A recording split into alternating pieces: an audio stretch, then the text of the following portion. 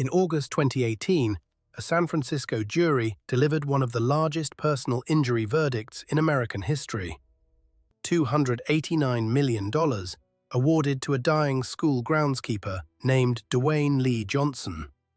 His crime? Doing his job. For years, Johnson had mixed and sprayed hundreds of gallons of Roundup weed killer across school properties in the San Francisco Bay Area.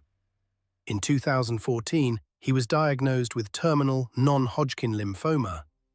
The jury found that Monsanto, the maker of Roundup, had acted with malice and oppression, concealing the cancer risks of its flagship product. That verdict cracked open a scandal that has since cost its manufacturer over $16 billion in legal reserves and counting. But here is the part most people never hear about. The problem Roundup was designed to solve, killing weeds in driveways and sidewalks, has a far older, far cheaper solution that no corporation will ever advertise because no one can patent it, brand it, or build a subscription service around it. Welcome to Historia Prime. Today, we are going to follow the money behind the most popular weed killer on Earth, separate the verified science from the marketing, and rediscover an ancient chemistry technique that costs about $1 per application, requires no corporate middleman, and has been quietly hiding in plain sight at your local hardware store. Stay with me, because by the end of this video, you will never look at the cracks in your driveway the same way again.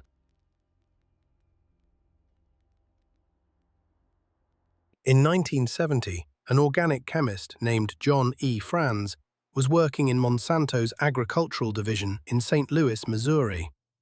His team had spent nearly a decade searching for a herbicide effective against both annual and perennial weeds, with little to show for it. Franz took a different approach. He hypothesized that certain phosphonic acid compounds might act as pro-herbicides, metabolized into active weed killers inside the plant itself. He was wrong about the mechanism, but the research led him to synthesize a molecule that would change agriculture forever: glyphosate. By 1974, Monsanto brought glyphosate to market under the trade name Roundup. The marketing was brilliant. Television ads showed spotless driveways and emerald lawns, all achieved with a few sprays from a convenient plastic bottle. It promised order over nature, cleanliness over chaos, and homeowners bought in, literally. By the mid-2000s, glyphosate had become the most widely used herbicide in the United States. According to USGS data, by 2014, approximately 280 million pounds of glyphosate-based herbicides were applied annually on American farmland alone, not counting residential use. Globally, it was sold in more than 130 countries. We kept it in our garages next to garden hoses, and municipal crews sprayed it on the playgrounds where our children played. We trusted it because the manufacturer told us it was safe, and federal regulators seemed to agree. But history has taught us, over and over, that when a single company controls both the product and much of the research around its safety, uncomfortable questions tend to get buried under comfortable profits. The first major crack appeared in 2015, when the International Agency for Research on Cancer, the cancer research arm of the World Health Organization, completed an exhaustive review of independent, peer-reviewed studies from laboratories around the world. Their conclusion: glyphosate was classified as a probable human carcinogen, placed in Group 2A alongside substances like red meat and working the night shift. Now, it is important to be honest here, because at Historia Prime we deal in verified facts, not convenient narratives. The US Environmental Protection Agency conducted its own review and reached a different conclusion, maintaining that glyphosate is not likely to be carcinogenic to humans. The European Food Safety Authority renewed its approval through 2033. This is a genuine scientific disagreement, not a simple case of good guys versus bad guys. But what tipped the scales in court, and what should concern every homeowner, was not the classification itself. It was what internal company documents revealed about how the science had been managed. Court filings in the Dewayne Johnson case and in thousands of subsequent lawsuits exposed internal Monsanto emails showing employees discussing the ghostwriting of scientific papers to shore up glyphosate's safety profile, then paying independent academics to publish those papers under their own names. Other documents detailed strategies to discredit researchers who raised safety concerns. These internal records, now publicly available through court proceedings, painted a picture not of a company confident in its product's safety, but of one actively managing the perception of safety. Let me bring this back to Dewayne Johnson, because his story deserves to be told accurately. Johnson worked as a groundskeeper for the Benicia Unified School District. His job required him to mix and spray Roundup and a professional-grade variant called Ranger Pro regularly, sometimes for several hours a day. In 2014, after a workplace incident that left him soaked in the product, he began experiencing severe skin lesions. He was diagnosed with non-Hodgkin lymphoma in August of that year. Internal emails presented at trial showed that Johnson called Monsanto directly, concerned that the product had caused his cancer. A company medical sciences executive reviewed the message and wrote that the story was not making any sense. Johnson testified that no one from the company ever called him back. In August 2018, a San Francisco jury found unanimously that Monsanto's products had substantially contributed to Johnson's terminal cancer, and that the company had failed to warn consumers. The original $289 million verdict was later reduced through appeals, ultimately settling at $20.5 million. But the legal floodgates were open. Since that first verdict, Bayer, the German pharmaceutical giant that acquired Monsanto for $63 billion in 2018, has paid out over $11 billion to resolve approximately 100,000 lawsuits. As of early 2026, roughly 61,000 cases remain pending. In February 2026, Bayer proposed an additional $7.25 billion settlement to resolve current and future claims. Individual jury verdicts have reached staggering amounts: $2.25 billion in a 2024 Pennsylvania case, nearly $2.1 billion in a 2025 Georgia case. The U.S. Supreme Court agreed to hear a key Roundup case in early 2026 that could reshape the entire litigation landscape. Meanwhile, Bayer quietly stopped selling glyphosate-based Roundup for residential home use in 2023, not because of safety concerns, the company said, but exclusively to manage litigation risk. Draw your own conclusions. Why the cheap solution has no champion. So if glyphosate has generated this much controversy, this many lawsuits, and this much human suffering, why are chemical herbicides still the default solution for something as simple as driveway weeds? The answer is not a conspiracy. It is economics. The U.S. landscaping services industry generated between $153 and $167 billion in revenue in 2024, depending on which market research firm you ask. That is an enormous economic engine, and it runs on a simple business model: recurring service. Glyphosate is a systemic killer that biodegrades relatively quickly in soil. It kills the weed you see today, but it creates no lasting barrier against the next seed that lands in the same crack. 6 weeks later, the weed is back. You buy another bottle, or you hire a service. The problem is treated, but never resolved. This is not a corporate conspiracy to suppress alternatives. It is something more mundane and in some ways more powerful: structural economic indifference. You cannot patent sodium chloride. You cannot trademark vinegar. No corporation will spend millions marketing a $3 solution that eliminates the need for its own product.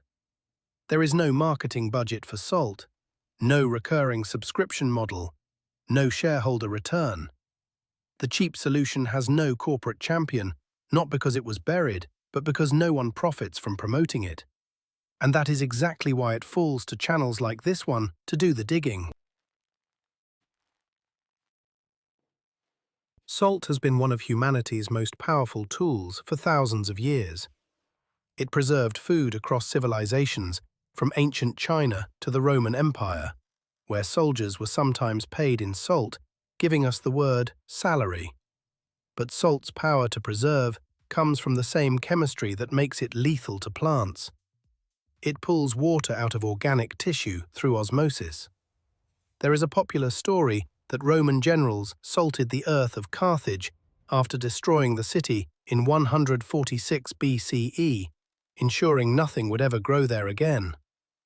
It is a dramatic image, and you will find it repeated in countless books and documentaries. But here is the truth.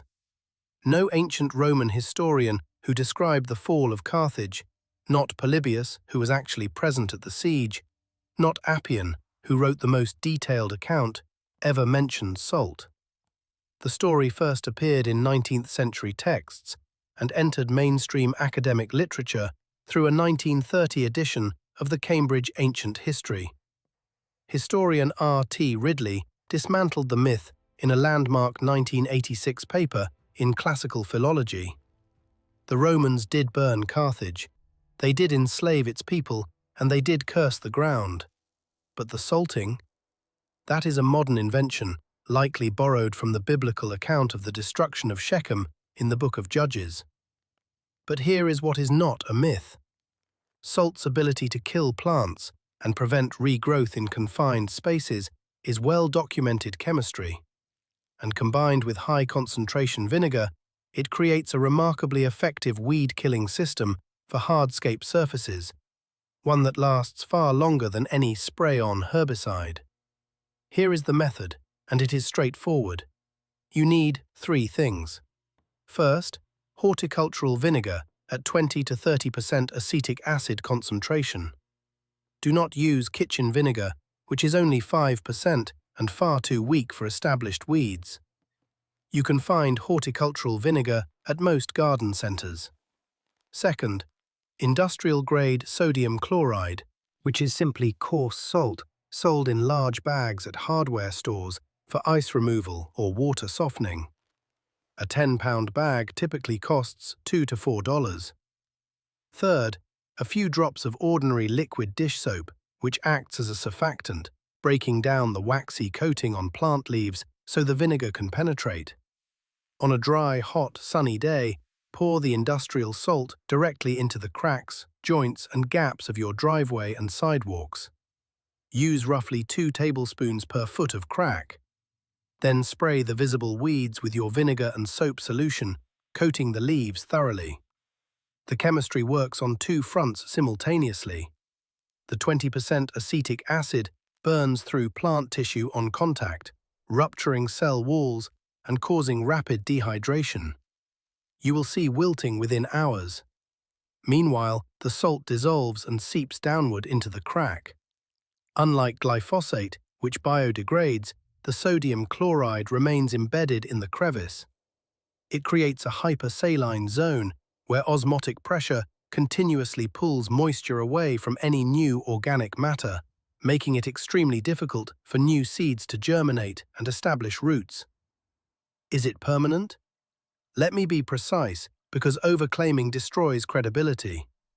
In a well-maintained hardscape crack with minimal water flow, one heavy application can suppress weed growth for an entire season or longer. In areas with heavy rainfall or poor drainage, you may need to reapply salt once or twice a year.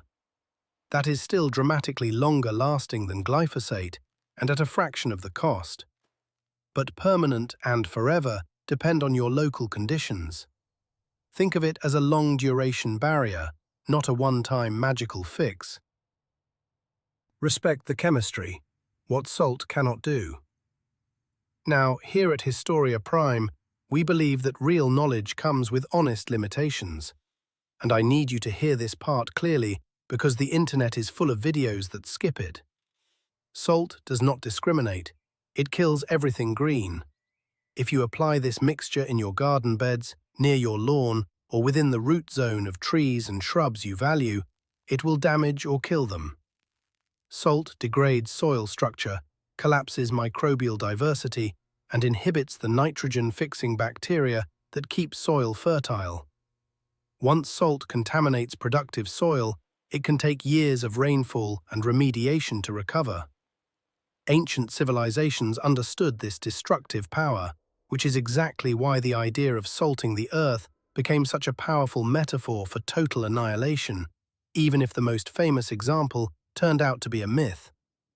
There are also risks to your hardscape itself. Concrete is an alkaline material. Repeated application of strong acid, like 20% vinegar, triggers a chemical reaction that can dissolve cement bonds, causing surface etching, pitting, and spalling over time. Salt can form expansive crystals inside porous concrete, accelerating cracking. So be targeted. Apply directly into cracks and joints, not across broad concrete surfaces. And a critical safety warning: 20 to 30% horticultural vinegar is an industrial-strength acid. It is not the vinegar you put on salad. It will burn exposed skin on contact and can cause permanent eye damage.